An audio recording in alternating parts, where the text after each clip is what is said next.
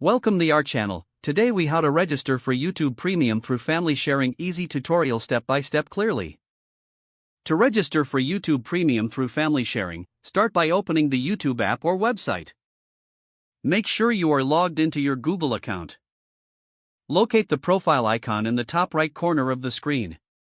Click on the profile icon to open the menu. Select paid memberships from the drop-down options.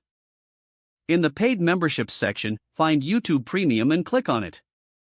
Choose Get YouTube Premium. Next, you will be prompted to choose between an individual or family plan. Select the family plan option. Review the subscription details and then click on Continue. You may need to verify your payment method if you haven't set one up. Once confirmed, proceed to set up your family sharing. You will be guided to add family members to your plan. Enter the email addresses of the family members you want to invite. After adding family members, send them the invitations. Your invitations will be sent via email. Family members will need to accept the invitation to join. Once they accept, they will have access to YouTube Premium. You can manage family settings anytime through the Manage Membership section.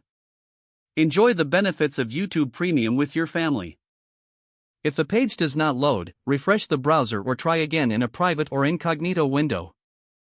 Make sure you are using the correct email address, then retype it carefully to avoid small typos.